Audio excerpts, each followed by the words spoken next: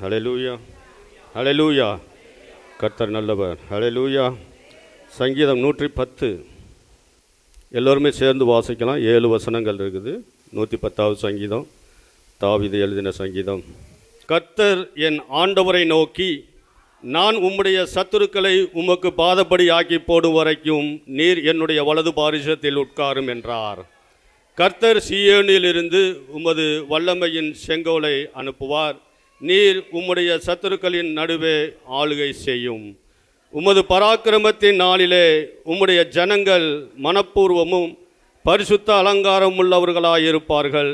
விடியற்காலத்து கற்பத்தில் பிறக்கும் பனிக்கு சமானமாய் உம்முடைய யௌவன ஜனம் உமக்கு பிறக்கும். நீர் மெல்கிசேதேக்கின் முறைமையின்படி என்றென்றைக்கும் ஆசாரியராயிருக்கிறீர் என்று கர்த்தர் ஆணையிட்டார். மனம் மாறாமலும் இருப்பார். உம்முடைய வலது பாரிசத்தில் இருக்கிற ஆண்டவர் தமது கோபத்தின் நாளிலே ராஜாக்களை வெட்டுவார். அவர் ஜாதிகளுக்கு நியாயம் தீர்ப்பார். எல்லா இடங்களையும் பிரேதங்களால் நிரப்புவார். விஸ்தாரமான தேசங்களின் மேல் தலைவர்களாய் இருக்கிறவர்களை நொறுக்கி போடுவார். வழியிலே அவர் நதியில் குடிப்பார். ஆகையால் அவர் தமது தலையை எடுப்பார். ஆமேன். ஸ்தோத்திர ஆண்டவரே, வார்த்தையானவர் நீர் பேச வேண்டுமாய் ஜெபிக்கிறோம். உம்முடைய கரத்தில் அர்ப்பணிக்கிறோம். இயேசுவின் மூலம் ஜெபிக்க நல்ல பிதாவே, ஆமேன். ஹல்லேலூயா. தாவீது இந்த சங்கீதத்தை எழுதுவதற்கு முன்பதாக மோசே எழுதின இந்த ஆகமங்களை நன்றாக கற்று அறிந்திருந்தபடினால அநேக சத்தியங்களை நமக்கு வெளிப்படுத்துகின்றார் தீர்க்க தரிசனமாக. ஹல்லேலூயா. இங்கே ஆபிரகாமுடைய நாட்களில் ஆதியாகமத்தின் புத்தகம் 14வது அதிகாரத்தில் நம்ம பார்த்தோம் அப்படின்னா, கெதர்லோ கோமேரையும் மற்ற ராஜாக்களையும் முறியடித்து திரும்பி வருகிற போது சோதோமின் ராஜா புறப்பட்டு ராஜாவின் பள்ளத்தாக்கு என்னும் சாவே பள்ளத்தாக்கு வரைக்கும் அவனுக்கு எதிர்கொண்டு போனான். ஹல்லேலூயா. மெல்கிசேதேக்கை குறித்து இந்த ஆதியாகமத்தின் புத்தகத்திலே மோசே அவரை குறித்து சொல்லப்பட்ட அந்த வார்த்தையை மீண்டுமாக நமக்கு தாவீது வெளிப்படுத்துகின்றார். அவரை குறித்ததான சத்தியத்தை வெளிப்படுத்துகின்றார். ஹல்லேலூயா. மெல்கிசேதேக் யார் என்று நாம் பார்த்தோம் அப்படின்னா, ஆபிரகாமிலும் பெரியவராய் இருக்கின்றார். ஹல்லேலூயா. அதான் ஆதியாகமத்தின் புத்தகம் 14வது அதிகாரத்தில் 18வது வசனத்தில் நம்ம பார்த்தோம் அப்படின்னா, உன்னதமான தேவனுடைய ஆசாரியனாய் இருந்த சாலோமின் ராஜாவாகிய மெல்கிசேதேக்கு அப்பமும் திராட்சரசமும் கொண்டு வந்து அவனை ஆசீர்வதித்து, வானத்தையும் பூமியையும் உடையவராகிய உன்னதமான தேவனுடைய ஆசீர்வாதம் ஆபிரகாமுக்கு உண்டாவதாக என்று சொல்லி ஆபிரகாமை ஆசீர்வதித்தார் என்று நாம் பார்க்கின்றோம். ஹல்லேலூயா, ஹல்லேலூயா. அப்போது இவருடைய ஹிஸ்ட்ரி நம்ம பார்த்தோம் அப்படின்னா, பின்பதாக எபிரேயருக்கு எழுதின நிருபத்தில் நம்ம வாசிக்க முடிகின்றது. ஹல்லேலூயா. எபிரேயருக்கு எழுதின நிருபத்தில் நம்ம வாசித்தோம் அப்படின்னா எடுத்து வாசிக்கலாம். 7வது அதிகாரத்தில் உன்னதமான தேவனுடைய ஆசாரியன்மாய் இருந்தான். ராஜாக்களை முறியடித்து வந்த ஆபிரகாமுக்கு இவன் எதிர்கொண்டு போய் அவனை ஆசீர்வதித்தான். எல்லாவற்றிலும் தசம பாகம் கொடுத்தான். முப்பிதாக்களின் தேவனாய் இருக்கிற ஆபிரகாமுக்கு ஆபிரகாம் என்ன செய்தார் அப்படின்னாக்க தசம பாகங்களை கொடுத்தார் என்று நாம் பார்க்கிறோம். அப்போ அந்த அளவுக்கு மெல்கிசேதேக் எந்த அளவுக்கு உயர்ந்தவராக இருந்தார் என்று நாம் காண முடிகின்றது. ஹல்லேலூயா, ஹல்லேலூயா. அவருடைய ஹிஸ்ட்ரி யாருக்கும் தெரியாது. பிறப்பு என்பது அவருக்கு எதுவுமே இல்லை. அவருடைய தாய் தகப்பனை குறித்து எதுவும் சொல்ல. தொடர்ந்து வாசிக்கலாம். 3வது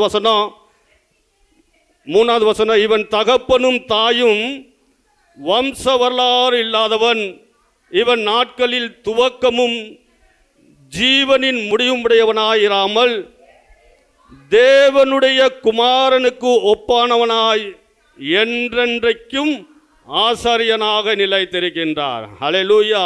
அப்போ கோத்திர தலைவனாகிய ஆபிரகாம் முதலாய் கொள்ளையிடப்பட்ட பொருள்களில் இவனுக்கு தசம பாகம் கொடுத்தார் என்று நம்ம பார்க்கின்றோம். ஹல்லேலூயா. மெல்கிசேதேக்கு கர்த்தராகிய இயேசு கிறிஸ்துவுக்கு அநேக காரியங்களில் ஒப்புமையாக ஒரு முன் அடையாளமாக காண்பிக்கப்படுகிறது. ஹல்லேலூயா. அவ்விதமாய் திகழ்கிறதை நாம் காண முடிகின்றது. ஹல்லேலூயா. இந்த காரியத்தை தாவீது நன்கு அறிந்திருந்தபடியினால தான் ஒரு தீர்க்க தரிசனமாக கர்த்தராகிய இயேசு கிறிஸ்துவை குறித்து, அதாவது மெசியாவை குறித்து ஒரு தீர்க்க தரிசனமாக இந்த சங்கீதத்தின் வாயிலாக நமக்கு வெளிப்படுத்துகிறதை காண முடிகின்றது. ஹல்லேலூயா, ஹல்லேலூயா. இப்போ மெசியா என்றாலே என்ன அர்த்தம் அப்படின்னு பார்த்தோம்னா, அபிஷேகம் பண்ணப்பட்டவர் என்ற அர்த்தம். இல்லையா? கிறிஸ்து அல்லது மெசியா என்றாலே அபிஷேகம் பண்ணப்பட்டவர் என்ற அர்த்தம். ஹல்லேலூயா. வேதத்தின் பிரகாரம் நாம் பார்க்கும் பொழுது அபிஷேகம் யாருக்கெல்லாம் பண்ணினார்கள் என்று நம்ம பார்த்தோம் அப்படின்னாக்க, 1 சாமுவேலின் புத்தகம் 10வது அதிகாரத்தில் நமக்கு எல்லாருக்குமே தெரிஞ்ச சம்பவம் தான்.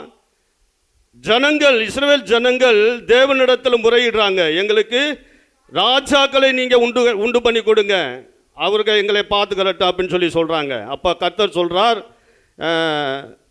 சாமுவேல்கிட்ட சொல்கிறார், ஜனங்கள் கேட்டது பிரகாரம் நீ அவர்களுக்கு பண்ணு. அவங்க என்னை தான் வெறுக்கிறாங்க, என்னை தான் அவர்கள் தள்ளினார்கள், உன்னை அல்ல அப்படின்னு சொல்லி அவர்கள் கேட்டது நிமித்தமாக ராஜாவை அபிஷேகம் பண்ணி என்று சொல்லி அவர் யாரை காமிக்கிறார் என்று நாம் பார்த்தோம் அப்படின்னா, 10வது அதிகாரத்தில் 1வது வசனம், 1 சாமுவேல் 10வது அதிகாரம். யாரு?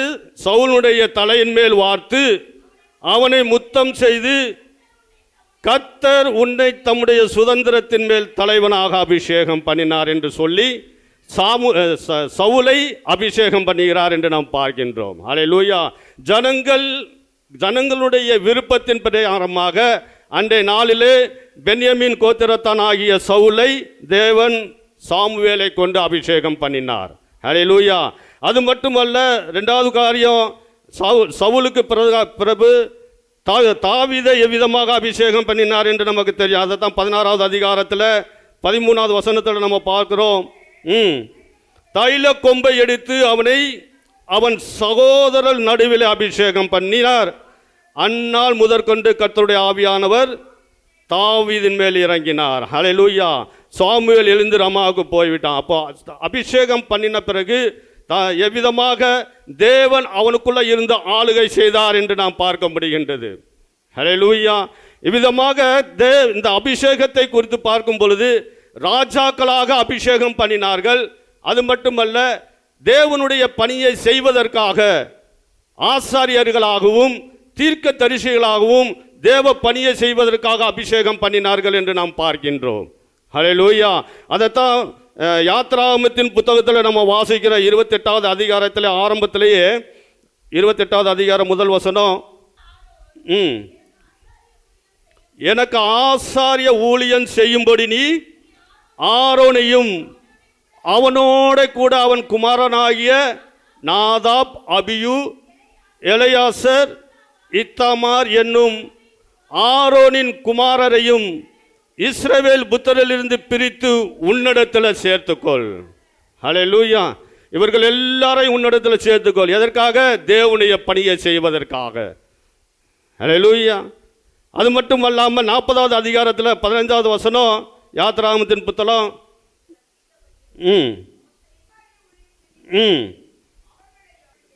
அபிஷேகம் பண்ணுவாயாக. அவர்கள் பெறும் அந்த அபிஷேகம் எப்படி இருக்குமா? தலைமுறை தோறும், தலைமுறையாக அது நித்திய ஆசாரியத்துவத்திற்கு ஏதுவாக இருக்கும். நித்திய காலம் நிலைத்திருக்கக்கூடிய ஒரு அபிஷேகம். ஹல்லேலூயா, ஹல்லேலூயா. 1 ராஜாக்களின் புத்தகத்தில் 19வது அதிகாரத்தில் நம்ம வாசித்தோம் அப்படின்னா, எடுத்து வாசிக்கலாம். 15வது வசனம்.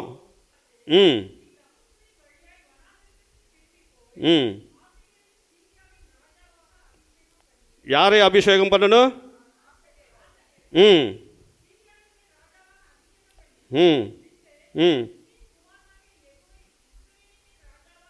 ராஜாவாக அபிஷேகம் பண்ணி எலிசாவை உன் ஸ்தானத்தில் தீர்க்கதரிசியாக அபிஷேகம் பண்ணு என்று சொல்லி தேவன் எலியாவுக்கு கட்டளையிடுகின்றார். ஹல்லேலூயா. அப்போ இந்த வேதத்தின் பிரகாரம் நம்ம பார்க்கும் பொழுது அபிஷேகம் யாருக்கெல்லாம் கொடுக்கப்படுகிறது, முக்கியத்துவம் வாய்ந்ததாக காணப்படுகிறது என்பதை நாம் ஆராய்ந்து அறிய முடிகின்றது. ஹல்லேலூயா. ராஜாக்களாகவும் தீர்க்கதரிசிகளாகவும் கர்த்தருடைய பணியை செய்வதற்கு ஆசாரியத்துவமாகவும் அபிஷேகம் பண்ணினார்கள் என்று வேதம் நமக்கு கற்றுக் கொடுக்கின்றது. ஹல்லேலூயா. இன்றைக்கு தேவன் நம்மளை அபிஷேகம் பண்ணியிருக்கின்றார். நம்மளை அபிஷேகம் பண்ணினது நிமித்தமாக தான் இன்னைக்கு அவருடைய சமூகத்தில் வந்து அமர்ந்து அவருடைய பணியை செய்வதற்காக நாம் காத்திருக்கின்றோம். ஹல்லேலூயா. அவருடைய வருகையும் மிகவும் சமீபத்திருக்கின்றது. ஹல்லேலூயா. நம்மளை பிரித்தெடுத்ததற்கான காரணம் என்ன என்று பார்த்தா அப்படின்னா அவருடைய ஊழியத்தை செய்வதற்காக நம்மளை அவ்விதமாய் அபிஷேகம் பண்ணியிருக்கின்றார் என்று நாம் பார்க்கின்றோம். ஹல்லேலூயா. இவர்கள் தேவனுடைய பணியை செய்வதற்காக எப்படி பிரித்தெடுத்தார்களோ வேதத்தின் பிரகாரமாக நம்ம வாசிக்கிறோம். ராஜாக்கள், தீர்க்கதரிசிகள், நியாயாதிபதி இவர்கள் எல்லாரும் பிரித்தெடுத்தார்கள். அதே போல தேவன் இந்த பூமியிலே நம்மளை பிரித்தெடுத்திருக்கின்றார் அவருடைய பணியை செய்வதற்காக. விசேஷித்த அபிஷேகத்தை தேவன் நம் மீது ஊற்றப்பட்டிருக்கின்றார். ஹல்லேலூயா. அவருடைய அபிஷேகத்தை பெற்றவர்களாக நாம் வெறுமனே இருக்கிறது கர்த்தருக்கு பிரியமாக இருக்கிறதல்ல. ஹல்லேலூயா. அவருக்கு பிரியமா இல்லை, வெறுமனே இருக்கக்கூடியது. ஹல்லேலூயா. அவருடைய பணியை செய்வதற்காக எப்படி பிரித்தெடுத்தாக நாம் துரிதமாக செயல்பட வேண்டும் என்பதற்காக தான் சங்கீதத்தின் வாயிலாக தாவீதின் மூலமாக நமக்கு வெளிப்படுத்துகின்றார். ஹல்லேலூயா. இன்னைக்கு தேவனுடைய ராஜ்யத்தையும் நீதியையும் எதிர்க்கிற அனைவரையும் மடங்கடிப்பதற்காகத்தான் கர்த்தராகிய இயேசு கிறிஸ்து இந்த பூமியிலே நியாயம் விசாரிப்பதற்காக வரப்போகின்றார் என்பதை வேதம் நமக்கு கற்றுக் கொடுக்கின்றது. ஹல்லேலூயா. எப்படி தேவன் இந்த மெல்கிசேதேக்கின் முறைமையின்படியாக என்றென்றைக்கும் ஆசாரியராய் இருக்கிறீர் என்று சொல்லி சங்கீதத்தின் வாயிலாக தேவன் நமக்கு வெளிப்படுத்துகிறாரோ, எப்படி கர்த்தராகிய இயேசு கிறிஸ்துக்கு ஒப்புமையாகவும் அநேக காரியங்களை முன்மாதிரியாகவும் மெல்கிசேதேக் எப்படி வெளிப்பட்டாரோ அதே போலதான் தேவன் இன்றைக்கு நம் மூலமாக வெளிப்படுகின்றார். ஹல்லேலூயா. அவரோடு நாம் சிலுவையில் மறித்திருக்கிறோம் என்றால் நாம் அவரோடு கூட எழுந்தும் இருக்கின்றோம். ஹல்லேலூயா. விசேஷித்த அபிஷேகம் நமக்குள்ள ஊற்றப்பட்டிருக்கின்றது. ஹல்லேலூயா. கர்த்தரோடு நம்ம இணைந்திருக்கிறோம். அவர் நமக்குள்ள, நாம் அவருக்குள்ளும் இருக்கின்றோம். ஹல்லேலூயா. காரணம் அவருடைய பணியை செய்வோம் என்பது கர்த்தர் நிச்சயித்திருக்கின்றார். ஹல்லேலூயா. நம்மளை முன்குறித்தும் இருக்கின்றார். ஹல்லேலூயா. அவர் முன்குறித்த இந்த நாளிலே அவருடைய சத்தியத்தை கேட்கிறவர்களாகிய நாம் இதற்கு எல்லாவற்றையும் ஏற்றுக்கொண்டு அமைதியாக இல்லாமல் அவருக்காக நம்ம எழும்பும் பொழுது தேவ ஆவியானவர் நம்மளை வழி நடத்த வல்லவராக இருக்கின்றார். ஹல்லேலூயா. நம்மளை விசேஷித்த அபிஷேகத்தினால நிரப்பி இருக்கிறபடினாலே அவருடைய ஊழியத்தை முழு இருதயத்தோடு முழு உள்ளத்தோடு நம்ம அர்ப்பணித்து தேவ சமூகத்தில் நம்மை முழுவதுமாக அர்ப்பணித்து செய்யும் பொழுது ஆவியானவருடைய கிருபை நம்மளை சதா காலமும் நம்மளை வழி நடத்தும். கர்த்தர் பெரிய காரியங்களை நம்மை கொண்டு நடத்துவாராக.